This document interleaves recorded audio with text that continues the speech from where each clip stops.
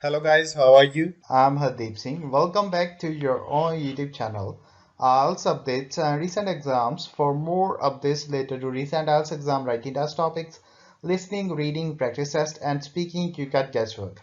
Please, guys, participate in everyday listening and reading practice test to achieve your desired band score in your actual IELTS exam. Please hit the like and subscribe button. Press the bell icon for the upcoming notifications. Don't forget like, subscribe and share my YouTube channel and my Facebook page, IELTS updates and recent exams. Part 1. You will hear a woman calling an insurance company to report an accident. First, you have some time to look at questions 1 to 7.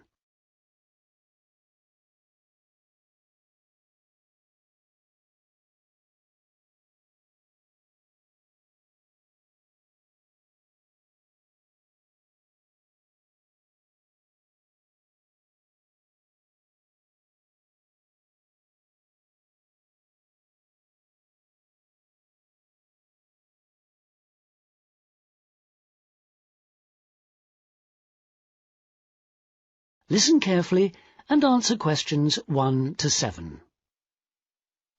Rawlings Insurance. Good morning, can I help you? Oh, hello.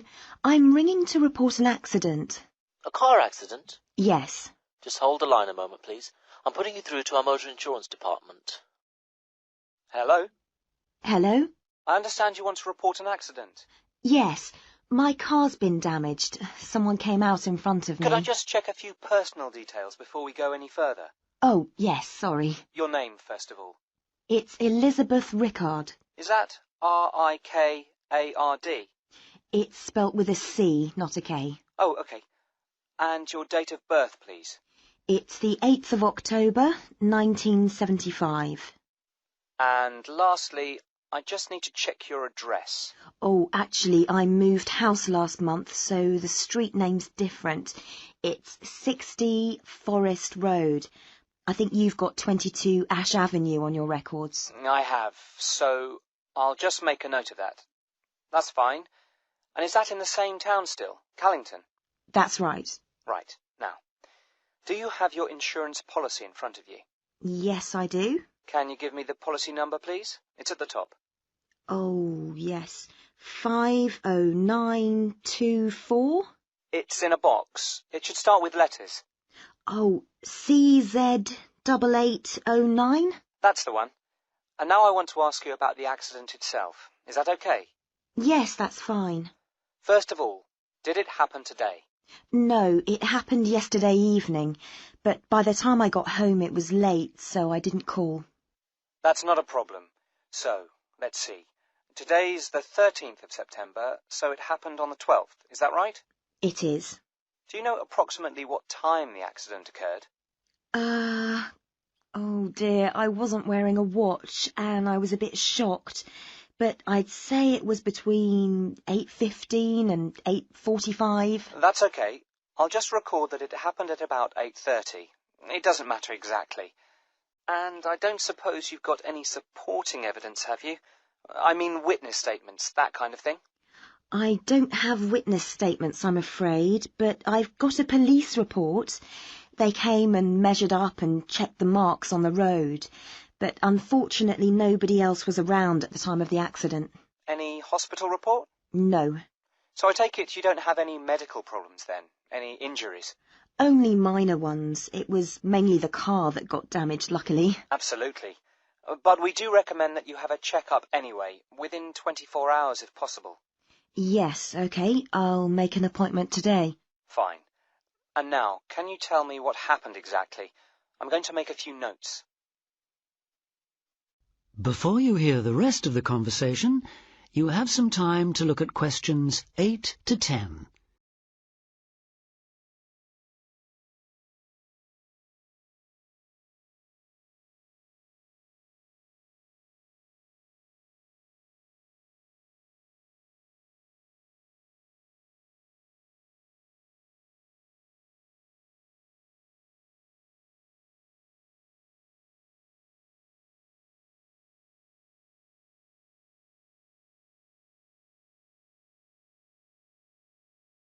Now listen and answer questions 8 to 10. I was driving home from the swimming pool and I don't know Callington at all, so could you describe it for me? Where did the accident happen? On the road between Newtown and Callington. I was driving from Newtown, heading towards Callington, and... OK, just let me draw the road layout. Right. OK. When you leave Newtown, there's a sharp bend in the road, and then there's a railway bridge. OK. And then about half a kilometre further on, there's a crossroads with traffic lights, and I was just in between the two when it happened. I wasn't going very fast. In fact, I definitely... So you'd already gone over the bridge?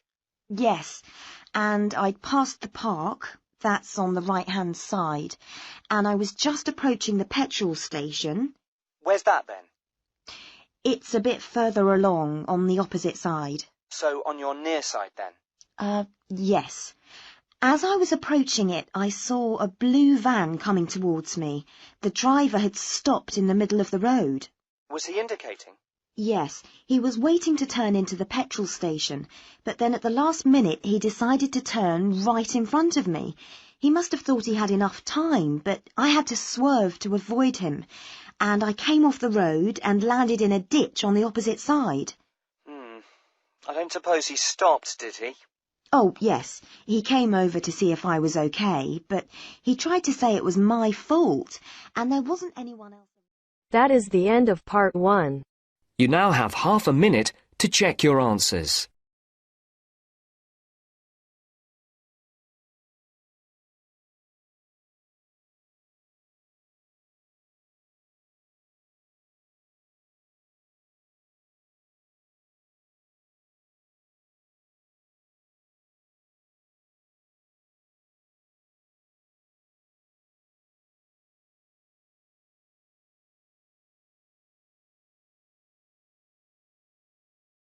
Now turns to part 2. You will hear a woman talking on the radio about a project to conserve dormice in one area of the UK. First, you have some time to look at questions 11 to 14.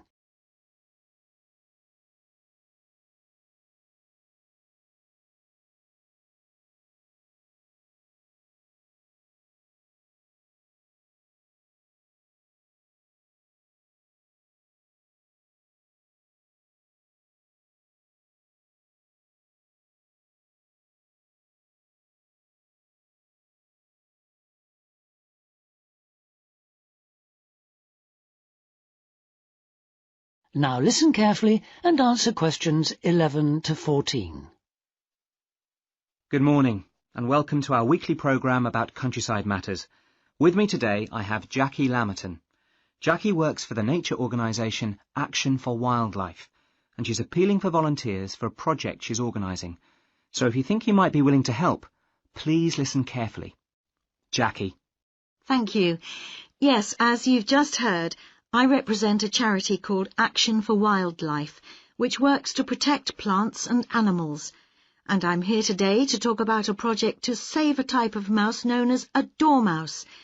We can still find the dormouse in this area, but in the last few decades, the number of dormice has seriously declined, not just in this country but across the world. There are several reasons for this: loss of habitat, climate change, competition for food, and this area of the UK is now regarded as one of the last strongholds. So naturally, we want to help the creature to survive here as much as we can. The aim of the first stage of our project is simply to identify specific locations where dormice are still to be found and estimate the number we have here. So I'll just tell you a little bit about the creature in case you don't already know. The dormouse is a very attractive, very small mammal. It only weighs about the same as a couple of pound coins. It's bright golden in colour, and it has a thick furry tail and big black eyes. Now, you've probably all seen a picture of a dormouse, but you're very unlikely to have seen a real one because they're strictly nocturnal. Also, they hibernate from October to April, so it's not around at all for about half the year. So where is the dormouse to be found? Well, dormice need to be near a variety of trees and plants, so they can be sure of a continuous supply of food throughout the spring and summer. They feed on flowers, pollen, fruit, insects, ripe nuts, things that are available in turn as the summer progresses. Here in the UK, the dormouse is most likely to live in places like hedgerows or woods, or at the edges of farmland. So how do we find out exactly where dormice are? Well, as they're hard to spot, as I said, we have to use indirect methods. Instead of trying to see dormice themselves, we look for evidence of dormouse activity. Dormice eat hazelnuts, so we'll be looking for the shells that dormice have opened to get at the nut inside. A lot of wildlife species eat hazelnuts. It's not just dormice. But it's usually possible to tell which particular animal has opened a nut by looking at the marks on the shells. So now, for those of you who would like to help us carry out this survey, let me tell you exactly what to do. You'll need to get an identification sheet like this from us. Then you should spend time looking for hazelnut shells in the bottom of hedgerows or on the ground in woodlands. Before you hear the rest of the talk, you have some time to look at questions 15 to 20.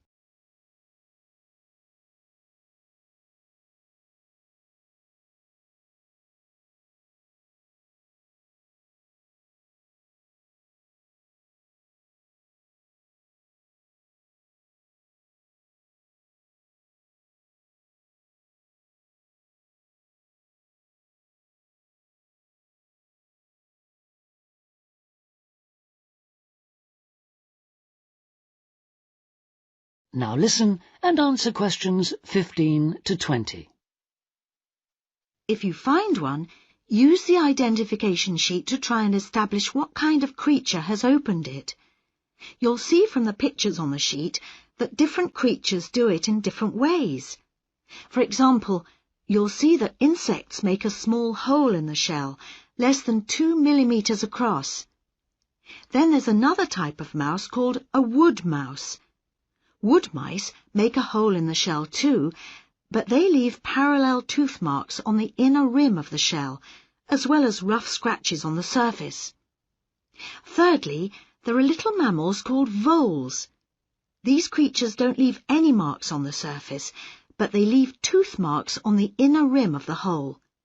And these marks are neat and parallel, so they're fairly easy to identify. Then there are squirrels and birds. They both open the nuts, leaving half shells that have got jagged edges. And finally, we have our dormice. They make a hole in the shell that has a smooth inner edge, and the tooth marks it leaves are on the surface, at an angle to the hole. And these are the ones we're looking for, of course. Firstly, if you do find any nuts which you think have been opened by dormice, you need to record their location as precisely as possible. You can use the grid references on a map, or you can sketch your own map, but if you do, be sure to include landmarks or road names. It's very important that we know exactly where the shells came from. Then put the nut shells in a small container. Any kind will do, a film box or a matchbox, anything that prevents them from being crushed in the post. And then finally, give them a label, just your name and contact details, and send them to Action for Wildlife. When we receive them, an expert will look at the shells to confirm your identification. The address to send them to is... That is the end of part 2. You now have half a minute to check your answers.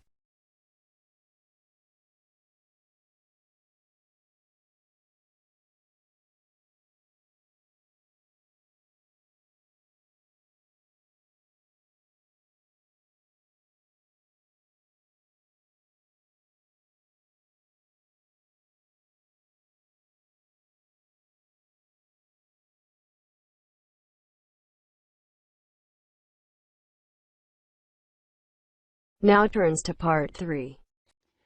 You will hear two business studies students, Jack and Sarah, talking to their tutor about a presentation they are preparing.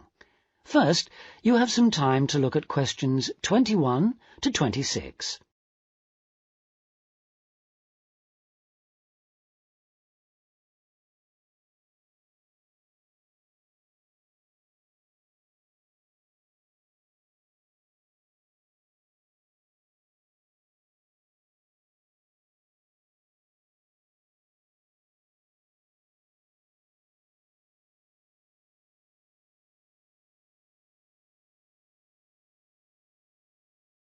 Now listen carefully and answer questions 21 to 26. Hello, you two. Have a seat.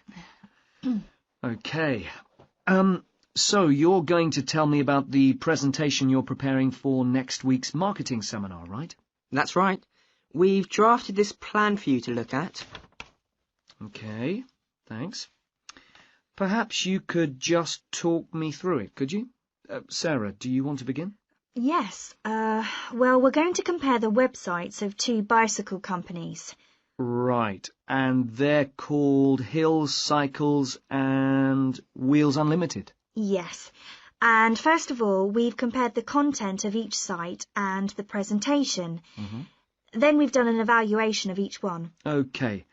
And did you find much difference between the two websites, Jack? Quite a bit, yes. Wheels Unlimited has a lot more pages for a start. Both companies show their catalogue. I mean pictures of different models of bike with specifications. And prices? Yes, they're there too, although they list them in different ways. Hill Cycles have got them next to the pictures, and Wheels Unlimited show them on a separate page. But Wheels Unlimited advertises lots of other products connected with bikes, like helmets and clothing and tools.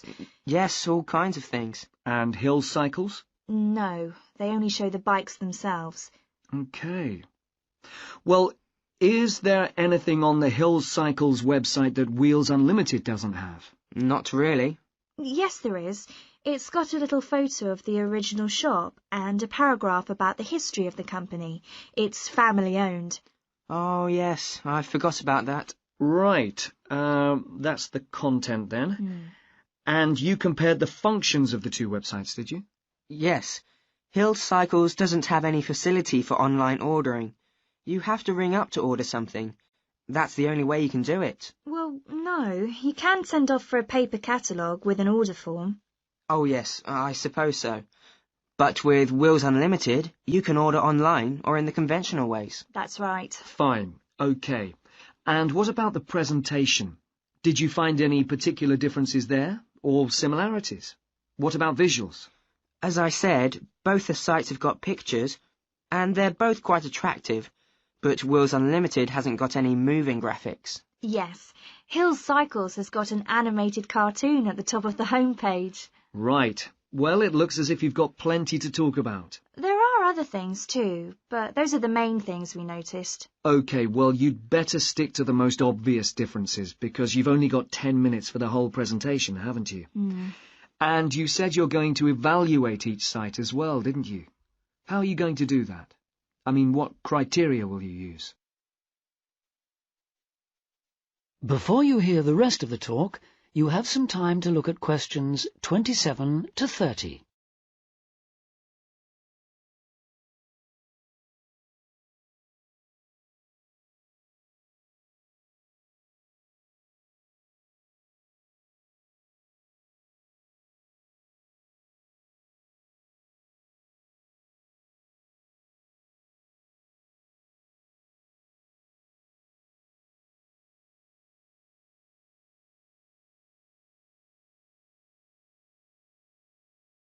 Now listen and answer questions 27 to 30.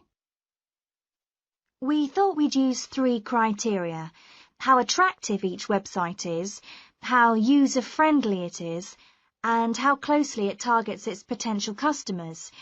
Do you think that's okay? Sounds fine, but I'd look at the criteria in a different order if I were you.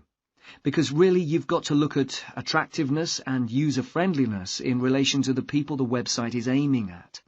So I'd deal with that criterion first if I were you. Right. What about the timing? Have you thought of that? 10 minutes is very short, you know.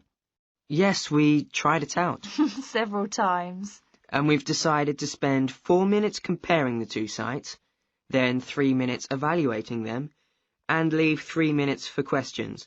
That's not really enough, but... Well, it sounds about right to me. You've got 10 minutes altogether, and you've got to stick to that limit. It's good practice. And at least the audience won't have time to get bored. What visuals are you going to use? We're going to use PowerPoint and a flip chart as well. So we can show two things at once.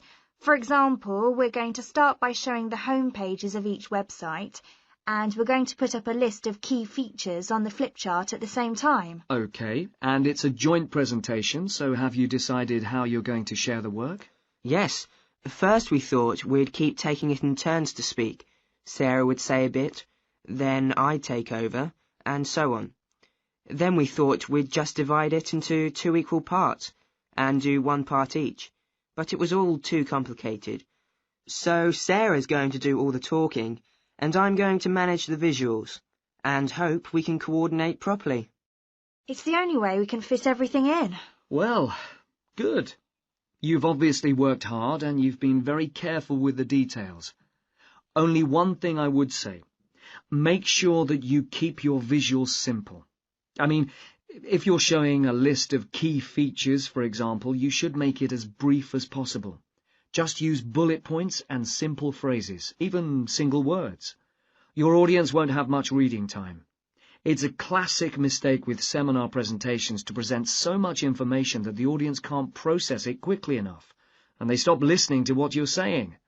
OK? Yes, right, OK. And now let's talk about something else.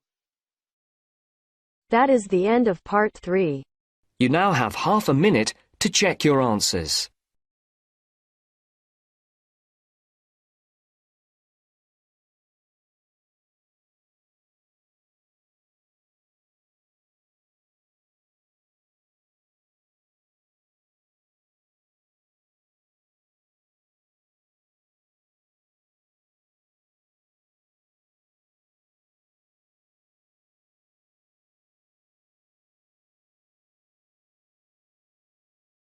Now turns to part 4. You will hear a lecturer talking about the way in which elephants communicate. First, you have some time to look at questions 31 to 40.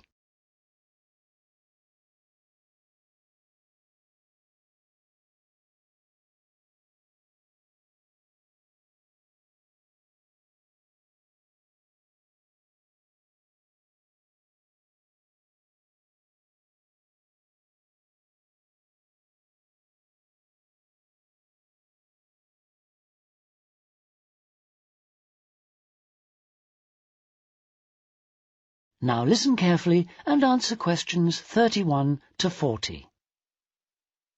In today's lecture, I'm going to continue the theme of animal communication, and I'm going to describe some of the latest research into the largest of all land animals, and that is the elephant, of course.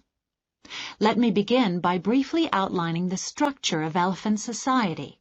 Elephants live in layered societies. The basic family unit is formed of small groups of adult females who are related to each other and their young of both sexes. Now the females remain in their families for life. They're highly social, but male elephants leave their families at about 14 years of age. They travel alone or congregate in small, loose groups with other males, occasionally joining a family on a temporary basis. When males are ready to mate, they wander widely, searching for receptive females.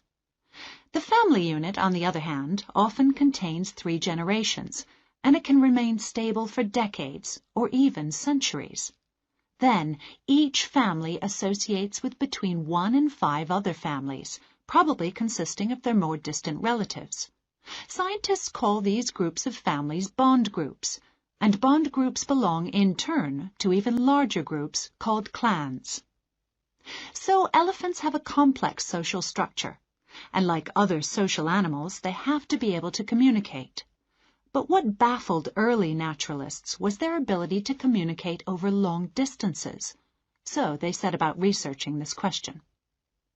In one experiment, scientists fitted groups of elephants with radio tracking collars, and what they observed about their behavior really intrigued them, because they found that there was some sort of coordination between families.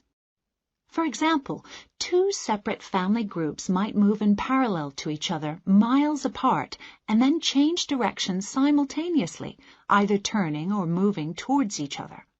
Now, elephants have a keen sense of smell, which they use whenever they can. But smell alone couldn't account for these synchronized movements, because the wind often carries odors in the wrong direction. So the scientists concluded that the elephants were using their hearing instead, and attention then turned to the nature of elephant calls.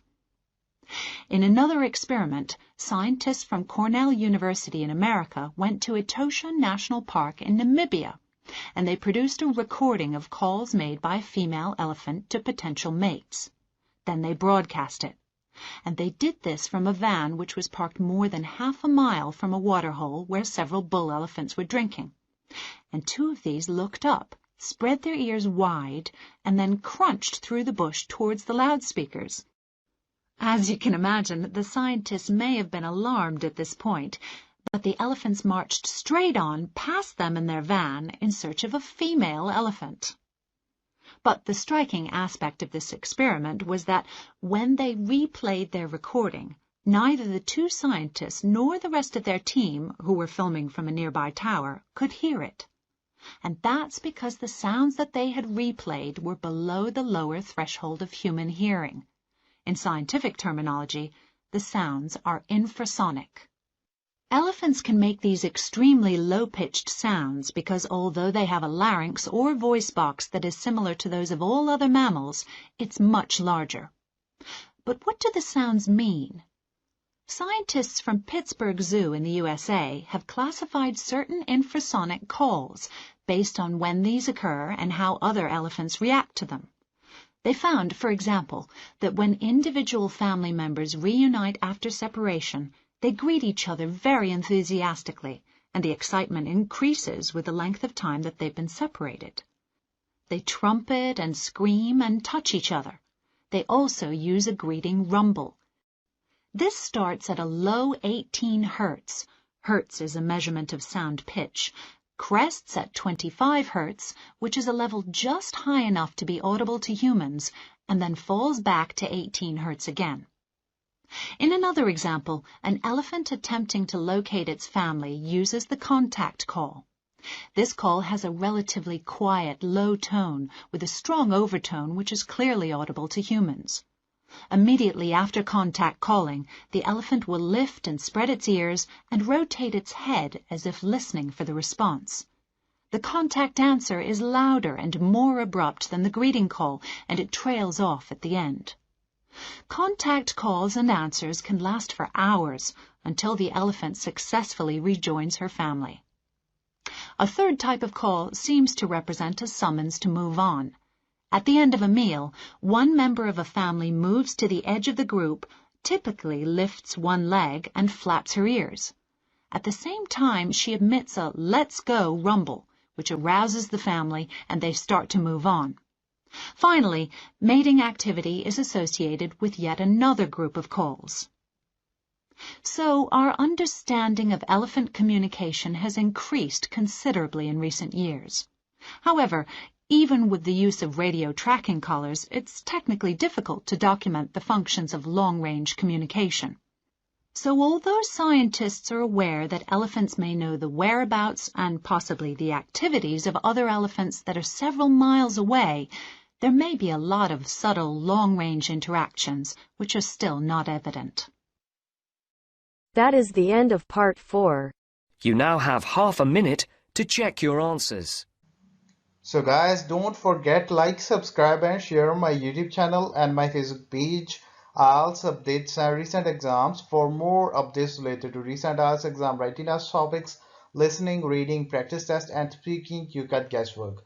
Please guys, participate in everyday new IELTS listening and reading practice tests to achieve your desired band score in your actual IELTS exam. For more IELTS material, visit my official website www.ieltsupdatesandrecentexams.com. The link is given below in the description. If you need PDF files of latest IELTS material, then please join my Telegram channel. So guys, please write your score below the comment section.